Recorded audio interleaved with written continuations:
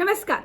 2.5 घंटे अमित शाह और शिंदे की बातचीत हुई, लेकिन सीएम फेस को लेकर कोई बात नहीं हो पाई। उसके बाद आधा घंटे शिंदे और अमित शाह और बात करते रहे, लेकिन फिर भी देवेंद्र फडणवीस को लेकर, उनको मुख्यमंत्री बनने देने को लेकर कोई बात नहीं बन पाई। आखिर क्यों अपने ही देवेंद्र फडणवीस को मुख्यमंत्री नहीं बनने दे रहे हैं? इसके बाद अजीत पवार और देवेंद्र फडणवीस की बैठक छोड़ शिंदे अपने गांव रवाना हो गए। दोस्तों, महाराष्ट्र में महायुति ऐसी फंसी हुई है, महाराष्ट्र में ऐसा भगबच्चर मचा हुआ है कि 7 दिन हो गए, लेकिन अभी तक बीजेपी अपना सीएम फेस फाइनल नहीं कर पाई है। तो महाराष्ट्र में कौन होगा मुख्यमंत्री? आखिर फडणवीस को अपने ही लोग मुख्यमंत्री क्यों नहीं बनने देना चाहते? इस पर बात करेंगे महाराष्ट्र से राजनीतिक विश्लेषक वरिष्ठ पत्रकार अशोक वानखेड़े जी से, क्योंकि भाव के अलावा महाराष्ट्र में क्या हो रहा है, क्या होने जा रहा है, इसके बारे में और कोई नहीं बता सकता। अशोक सर, आपका बहुत बहुत स्वागत है। देखिए प्रज्ञा जी, भाजपा का जो पहला बड़ा प्लान था वो ये था कि हर राज्य में उनको दो पार्टी सिस्टम चाहिए। यूपी में अखिलेश वर्सेस बीजेपी है, वहां आरजेडी वर्सेस बीजेपी है, तो जेडीयू को खत्म करेंगे। उन्हें शिवसेना को खत्म करना था, उन्होंने शिवसेना को स्प्लिट कर दिया। हम्म। शिवसेना को पूरा खत्म करने के लिए जो मशीनी खेल हुआ, इसमें उद्धव ठाकरे बिल्कुल रास्ते पे आ गए, लेकिन ताकत मिली एकनाथ शिंदे को। आज उनको लग रहा होगा कि उद्धव ठाकरे से डील करना ठीक है, एकनाथ शिंदे बहुत हार्ड बार्गेनर है। एकनाथ शिंदे मुख्यमंत्री बने रहना चाहते हैं। जब उनको पता पड़ा कि आप मुख्यमंत्री बन नहीं पाते, तो उन्होंने एक प्रेस कॉन्फ्रेंस लेके एक ऐसा मास्टर स्ट्रोक मारा कि मैं कोई पद लूंगा नहीं, मैं संगठन को बढ़ाऊंगा, मेरे लोग मंत्री बनेंगे। इससे हाथ पैर फूल गए, क्योंकि एकनाथ शिंदे यदि डीसीएम नहीं बनते और लगातार संगठन पे काम करते, तो पूरे महाराष्ट्र में शिवसेना, फिर नई शिवसेना खड़े कर देंगे। पैसा उनके पास है, सत्ता उनके पास है, सरकार उनके पास है, और वो उद्धव ठाकरे जैसे सिर्फ इनकमिंग वाले नहीं है, आउटगोइंग वाले भी है। उनका कंट्रोल भी है, क्योंकि वो आनंद दिघे के पैटर्न पे चलते हैं। ये वो आनंद दिघे है जिन्होंने कई बार बाला साहब ठाकरे को भी आंखें दिखाई थी, तो वो सुनने वाले में नहीं से। अब बहुत समझा बुझा के उनको भेजा, तो लंबी चौड़ी एक लिस्ट लेके गए कि विधान परिषद में मेरा अध्यक्ष भी चाहिए, गृह मंत्रालय भी चाहिए, अर्बन डेवलपमेंट भी चाहिए, फिर उसमें इतने एमएलसी भी चाहिए, इतने कारपोरेशन भी चाहिए, क्योंकि उनको अपना यदि संगठन बड़ा करना हो तो लोगों को एडजस्ट करना होगा कई जगह पे। और साथ में जो दिल्ली ये सोच रही थी कि कोई भी छत्तीसगढ़, मध्य प्रदेश, राजस्थान जैसे एक्सपेरिमेंट करके कोई नया आदमी थोप दे, अब अजित पवार और एकनाथ शिंदे से एंडोर्समेंट लेना होगा कि चीफ मिनिस्टर कौन है, क्योंकि वो किसी अरे गहरे नत्थू खैरे के नीचे काम करेंगे नहीं। वो चाहेंगे मुख्यमंत्री जो सीनियर हो, जो कम से कम उनके समकक्ष हो। तो फडणवीस एक नाम है उनके समकक्ष, एक नाम विनोद तावड़े का आता है, लेकिन विनोद तावड़े को भेज के एक डिजास्टर हो जाएगा, क्योंकि वो क्या सरकार प्रदेश संभाल पाएंगे? कम से कम देवेंद्र ने 5 साल तो संभाला है। लेकिन फिर देवेंद्र से डर ये भी है कि दिल्ली का कितने सुनेगा, क्योंकि पहले 5 साल में देवेंद्र जी प्राइम मिनिस्टर के गोद में बैठ के गृह मंत्री को ललकार रहे थे, नरेंद्र के बाद देवेंद्र का नारा लगा रहे थे। अब बहुत पानी बहा है दिल्ली के जमुना में, तो अमित शाह भी सोच समझ के ले रहे हैं। दूसरी तरफ संघ का भी एंडोर्समेंट चाहिए होगा मुख्यमंत्री के लिए। अच्छा। इन दोनों का चाहिए। अच्छा, जो मंत्रालय की लिस्ट लेके गए हैं डिपार्टमेंट की, वो इतनी दोनों तरफ से हेवी है कि तो फिर बीजेपी क्या करेगी? मुख्यमंत्री पद लेके क्या टाल बजाएगी क्या? फिर ये इतने ताकत के साथ, बार्गेनिंग के साथ जो मंत्रिमंडल लेंगे, फिर उस मंत्रालय में काम एकनाथ शिंदे के अनुसार होगा, और एनसीपी में काम दादा कहेंगे वो होगा। उसमें फिर दिल्ली से फोन नहीं जाएगा कि ये कॉन्ट्रैक्ट इसको दे दो। वो कहेंगे हमको भी भाई पार्टी चलानी है, हमको भी फंड्स की जरूरत है। तो जो रबर स्टैम्प सरकार चलाने का प्रयास कर रहे थे, और एकनाथ शिंदे और अजित पवार ने झेला है 2.5 साल। एक कोई मालवीय आके बैठता था यहाँ पे गुजरात से, अहमदाबाद से, हर जगह हर इसमें अपना 2.5% रहता था उसका। मैं तो हमेशा कहता था कि ये सरकार 3 पहियों वाली सरकार है, 2.5% 3% तीनों के, 9% हो गए, 3% डिपार्टमेंट के, पूरे ऊपर से नीचे तक 12% हो गए, और 3% ऑटो ड्राइवर के, जो मालविया दिल्ली के नाम से लेता था। तो 15% तो कमीशन जाता था किसी हर प्रोजेक्ट में। ओहो। प्रोजेक्ट कैसे लागू होंगे? इसीलिए फिर सड़कें उखड़ जाती हैं। यहाँ वेंडर्स त्रस्त थे, कई लोगों से मेरी बात हुई, बोला भाई साहब बहुत त्रस्त है, और वो मालविया जी 7%, 8%, 10% से शुरू करते हैं, फिर 3% पे तो मान जाते हैं। तो तो कुल अभी मिला के सर वो भी नहीं चलेगा, वो नहीं हम्म, चलेगा अब मालविया वाला मामला। वो बोलेंगे हम्म, आपके डिपार्टमेंट, आपके पार्टी का आप संभालो, हमारी पार्टी के हम संभालते हैं। भाई सब कुछ गृह तो अभी सर मंत्रालय यदि 7 एकनाथ दिन हो शिंदे जी के गए। पास गया, तो मुंबई का कमिश्नर तो वो तय करेंगे ना। बिल्कुल ठीक बात है। वो दिल्ली से वही तय करेगा, तो फिर मिनिस्टर लेके क्या करेंगे वो?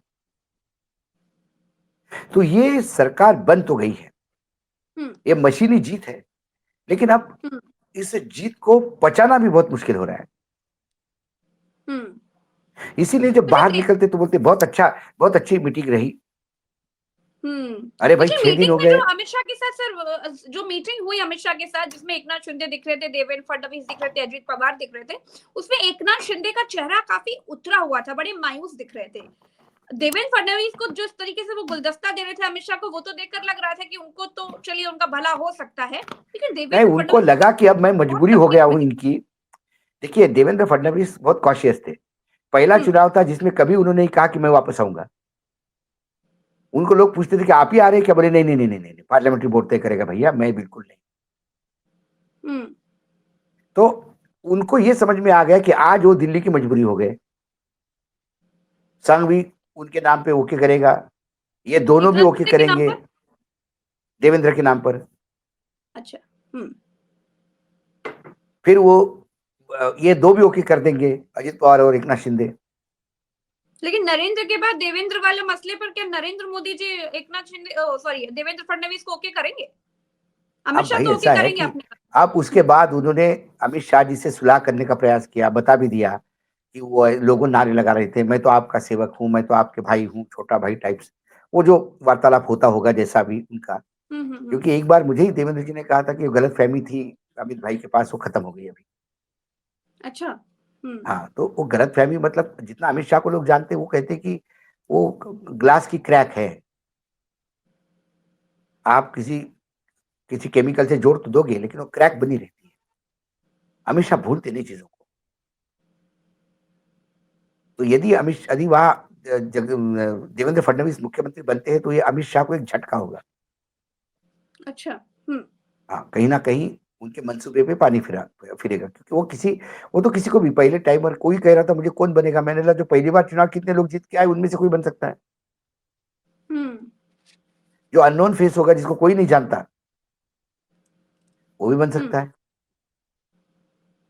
तो सर एकनाथ क्योंकि जो शिंदे को हम लेकर कह रहे हैं कि एकनाथ शिंदे को मंत्री पद भी ऑफर किया जा सकता है, डिप्टी सीएम बनाने के लिए कहा जाएगा। तो आपको क्या लगता है कि महाराष्ट्र में एकनाथ शिंदे के लिए फायदेमंद क्या होगा? डिप्टी सीएम एकनाथ बने रहना, शिंदे वो भी को देवेंद्र दिल्ली में फडणवीस के मंत्री नीचे, बनना और डिप्टी नुकसानदेह सीएम होगा। क्या बोल रहे हैं सर? एकनाथ शिंदे को दिल्ली में मुख्यमंत्री बनना, दिल्ली में कोई मंत्री बनना, कैबिनेट बनना क्योंकि फिर वो महाराष्ट्र से दूर जाएंगे, हम्म, तो उनकी पार्टी कमजोर हो जाएगी।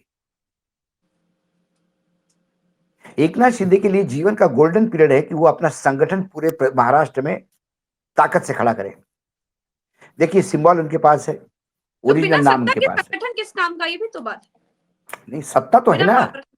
हम्म, अरे आप बाला साहब ठाकरे कभी मुख्यमंत्री बने क्या जीवन में? हम्म, दीघे कभी कारपोरेटर बने क्या? लेकिन हर मुख्यमंत्री आके नतमस्तक होता था बाला साहब के सामने। वो मुख्यमंत्री रह लिए 2.5 साल, अब उनको किंग मेकर की भूमिका में आना है। अच्छा। क्यों शिवसेना 2029 में आधे सीटों पे नहीं लड़ेगी? हम्म, भाई एकनाथ शिंदे के पास, वही तो मैं बता रहा था आपको, एकनाथ शिंदे के पास सिंबल है, ओरिजिनल पार्टी का नाम है, और विधानसभा के चुनाव के नतीजे भले ही मशीनी नतीजे हो, लेकिन नतीजों ने ये बता दिया कि महाराष्ट्र की जनता उनको ओरिजिनल शिवसेना मानती है।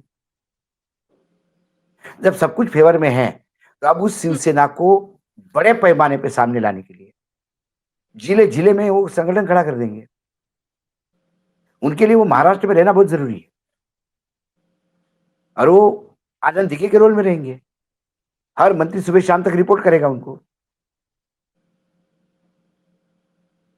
हम्म। क्या मोदी शाह चाहेंगे कभी कि एकनाथ शिंदे इस तरीके से संगठन को मजबूत करते रहे? वो नहीं चाहेंगे। हाँ। वो चक्रव्यूह में अपने ही बने हुए चक्रव्यूह में फंस गए हैं। हम्म। वो शिवसेना को खत्म करने के लिए उन्होंने एक दूसरी शिवसेना बनाई, वो फिर ताकतवर हो गई और ज्यादा ताकतवर हो गई। उद्धव ठाकरे बार्गेनिंग में सॉफ्ट है, ये बहुत हार्ड बार्गेनर है। हम्म। वो लगातार बाहर आके राजनीति में बिल्कुल बड़ा सजा धजा हुआ स्टेटमेंट दिया उन्होंने कि नरेंद्र मोदी जी और अमित शाह जी जो कहेंगे वो मेरे लिए फाइनल निर्णय होगा। मैं चला खेत की ओर, गांव में जाऊंगा, जरा देखूंगा सोयाबीन क्या है हाल। अच्छा, गांव जाने के क्या मायने हुए, जरा बताइए ना सर। गांव ऐसे जाने बीच के में अभी मायने ये नाम भी घोषित कुछ नहीं हुआ है कुछ कि मेहनत की, आप गांव प्रज्ञा जी, चले जाओ। कुछ प्रज्ञा जी, राजनीति में कुछ इंडिकेशंस होते हैं, हम्म। आप गांव जाके बैठ जाते हैं। तो ऐसे इंडिकेशंस तो विदाई के होते हैं सर, विदाई के नहीं चला होते। चली की बेला। ना ना ना ना, दूल्हा भी कभी एक आध बार शादी में फूफा भी गुस्सा हो जाता है, ताकि उसको समझाने के लिए पूरा पूरा पूरा लड़की का पूरा कुनबा आ जाता है, हम्म। क्योंकि उनका महत्व है। सर कहा जा रहा है कोई मराठा सीएम हो सकता है। कोई भी हो सकता है, मराठा भी हो सकता है। मराठा में एक दो नाम है जिसमें फिर तुम्हारे जनरल सेक्रेटरी भी हो सकते हैं, विनोद तावड़े भी हो सकते हैं, मराठा है वो। हम्म। फिर दादा भी हो सकते हैं, चंद्रकांत दादा पाटिल, सीनियर भी है, हम्म। मराठा है, अमित शाह जी के बड़े नजदीक की है।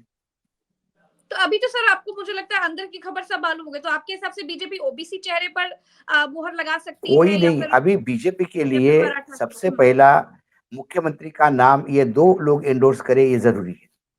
हम्म। यदि अजित पवार ने और एकनाथ शिंदे ने नाम रिजेक्ट कर दिया कि ये मुख्यमंत्री हमको नहीं चलेगा, इतना जूनियर, तो क्या करेंगे? हम्म। तो आपको नया मुख्यमंत्री देना होगा, क्योंकि आंकड़े ऐसे हैं कि बीजेपी अपने बलबूते पे सरकार नहीं बना सकती, हम्म। और बना भी ली तोड़ फोड़ करके इधर से इंडिपेंडेंट ऑनडेंट लेके, तो वो सरकार हाँ। हमेशा फंसी सरकार रहेगी। अजित पवार के साथ मिलकर बन सकती है, या एकनाथ शिंदे के साथ मिलकर बन सकती है, या दोनों के साथ मिलकर बना सकती है, और ये दोनों को रखना चाहते हैं, क्योंकि दोनों में से एक कोई भी जाएगा वो दूसरे इंडिया गठबंधन का हिस्सा होगा, हम्म। तो उस कुनबे को बढ़ना नहीं देना चाहते हैं। और इस कुनबे को साथ में रखने के लिए फिर इनकी कुछ बातें भी माननी होगी। उस बातों में मुख्यमंत्री सीनियर चाहिए, जो हमारे समकक्ष हो। जूनियर मुख्यमंत्री के अंडर काम नहीं करेंगे। हम्म। तो देवेंद्र ये फडणवीस पर मुहर लग सकती है क्या? अजीत पवार और शिंदे को ठीक चलेंगे देवेंद्र फडणवीस? चलेंगे ना, देवेंद्र फडणवीस की उनकी दोस्ती है, पार्टी लेकिन तोड़ने में लड्डू देवेंद्र खिलाते जी। समय तो बड़े दुखी लग रहे थे नहीं एकनाथ शिंदे, नहीं, ऐसा लग रहा था कि देखिए, फटने नहीं है दोनों। देवेंद्र फडणवीस अकोमोडेटिव है, हम्म। तो वो अकोमोडेटिव चल जाएगा उनको। उनको अच्छा। गठबंधन चलाने का एक एक्सपीरियंस भी है। हम्म। लेकिन ये बात है कि अजित पवार के मंत्रालय सब अजित पवार और उसके गुट के मंत्रालय वो चलाएंगे, एकनाथ शिंदे के गुट के सारे मंत्रालय एकनाथ शिंदे चलाएंगे, बीजेपी अपने मंत्रालय चलेंगे। वो दिल्ली से जो हम्म। इंटरफेयर होता था, ये टेंडर इसको, ये टेंडर इसको, वो नहीं चलेगा। फिर उन लोगों को भी कहना है कि भाई हमको भी तो पार्टी चलानी है ना, हमको भी तो पार्टी के लिए हम्म। फंड चाहिए, हमको भी हमारे वर्कर्स को एग्रीमेंट का मतलब कारपोरेशन का भी बंटवारा होगा। इवन हम्म। मैंने कुछ एकनाथ शिंदे के कुछ नेताओं से ये भी सुना कि भाई कुछ राज्यपाल भी हमारे तरफ से बनाए जाएंगे। अच्छा। हम्म। ये भी हो सकता है। तो अभी सर सबसे बड़ा पेच यही फंसा है महाराष्ट्र में कि मुख्यमंत्री कौन होगा, इसी जगह पर सबसे बड़ी लड़ाई ये चल रही है। मुख्यमंत्री कौन होगा, इससे ज्यादा मंत्रालय किसको किसको क्या क्या जाएगा। हम्म। अब गृह मंत्रालय भी शिंदे मांग रहे हैं, अर्बन डेवलपमेंट भी मांग रहे हैं, विधानसभा का अध्यक्ष, विधान परिषद का अध्यक्ष मांग रहे हैं। हम्म। तो अगर उनको उनके पसंद के मंत्रालय नहीं मिलते हैं तब क्या होगा सर? तो वो मामला अटका रहेगा, तब तक बार्गेन होगा कि 3 एक्स्ट्रा मंत्रालय ले लीजिए, लेकिन होम हमारे लिए छोड़िए।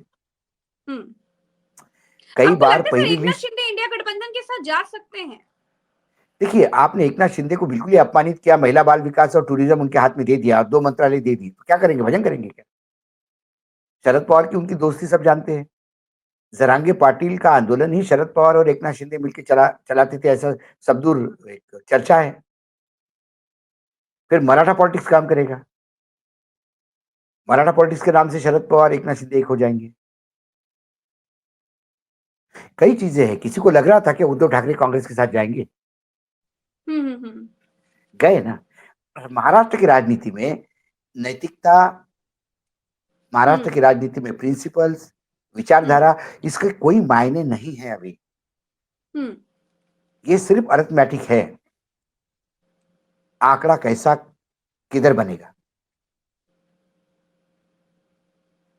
सर संजय शिरसाट है शिवसेना के नेता, वो कह रहे हैं कि शिंदे केंद्रीय मंत्री पद नहीं लेंगे, आखिरी फैसला आज शाम तक वो सुनाएंगे। तो वो आखिरी फैसला क्या हो सकता है? आखिरी फैसला यही हो नहीं, ये तो प्रेशर टैक्टिस होती है प्रज्ञा जी, कैसा ये प्रेशर प्रेशर टैक्टिस? टैक्टिस होती है कि भाई हम आखिरी फैसला सुनाएंगे, तो आप ही ने पका देखिए, आपने कहा ना क्या हो सकता है, हम्म। सब गेस कर रहे क्या हो सकता है। हम हम्म। मंत्रिमंडल में बाहर से समर्थन देंगे, या हम ये हाँ। करेंगे या वो करेंगे, कई चीजें हैं कहने के लिए। फिर समझाने के लिए जाया जाएगा, फिर बार्गेनिंग होगा, फिर अच्छा 2 में से 1 मानते हैं, 1 छोड़ दीजिए, अच्छा उनको 1 करते, इनको 1 करते, ऐसा होगा। क्योंकि ये कोई महाराष्ट्र के विकास के लिए और अंतिम व्यक्ति के लिए और लाडली बहना के लिए थोड़ी सरकार में आए, लेकिन कि ये शिंदे ये अपनी बात सत्ता कहते का। हैं कि लाडली बहन मांझी लाडकी बहन योजना का बहुत असर पड़ा है, उसी की वजह से महायुति के खाते में इतना अरे बाबा, असर पड़ने की बात होती तो 130 132 तक तो आ जाते, हाँ। 230 आने के लिए मशीनों का ही खेल होना पड़ा। सब लोग जानते हैं, तो ये जीत अमित शाह जी की है। लेकिन सर एक चीज है कि गाड़ी जो है वो पिछली बार की तरह आके फंस गई है कि कौन बनेगा, क्या बनेगा, कैसे बनेगा, कब बनेगा। अच्छा सोचिए, अज्यूम करिए अशोक सर, अगर विपक्ष की सरकार बन गई होती और अभी तक इतना 7 दिन हो गया मुख्यमंत्री का कोई नाम आता पता नहीं है, तो क्या हुआ होता सर? कैसी अरे कैसी हेडलाइन बाप चल रे, रही होती। रोज हेडलाइन चली रही होती कि ये टूट गया, उद्धव घुस गए, फिर वापस बीजेपी में जा रहे हैं, अमित शाह से रात को डिनर पे बात हुई, उधर मोदी जी ने उनसे फोन कर दिया। अब शरद पवार सोच रहे कि कांग्रेस ने ये किया कर दिया, कांग्रेस ने भी, रोज होता। हम्म। क्योंकि गोदी मीडिया एक नरेशन बनाने के साथ चलता है। मुझे लगता है 2 तारीख तक मामला बहुत सारा सुलझ जाएगा। आज शिवसेना की मीटिंग भी होनी थी, वो भी नहीं हुई। हम्म। तो सर अब आखिरी सवाल तो मैं यही पूछना चाहूंगी कि मोदी की पसंद कौन है और शाह की पसंद कौन है? क्या दोनों की अलग अलग पसंद होगी या फिर दोनों की पसंद चलने वाली है देखिए, अब महाराष्ट्र? पसंद पसंद तो मोदी वोदी की कुछ नहीं है अभी, हम्म। पसंद तो अमित शाह की है। अच्छा। और अमित शाह की पसंद वो है, वो आदमी जो नाक के ऊपर मक्खी नहीं हिलाए, जो हम्म। सुबह उठने के बाद पूछे कि भाई साहब मैं अभी सुबह नींद से तो उठा हूं, ऐसा चाय कौन है पीऊं। महाराष्ट्र में सर? इसी पर से तो पर्दा उठ, इसी की तो अरे पर्देदारी है। मैंने आपको कहा क्या ना लगता है? आपको, प्रज्ञा देवेंद्र जी, फडणवीस। ऐसे कई लोग चुनाव लड़े हैं जिनके नाम भी नहीं पहली बार सुना मैंने। अब उनमें से आप मुझे बताइए, जब शर्मा जी बनाए गए राजस्थान में, कौन जानता था शर्मा जी को? हम्म। हम सब एक दूसरे को पूछ ही रहे थे ना।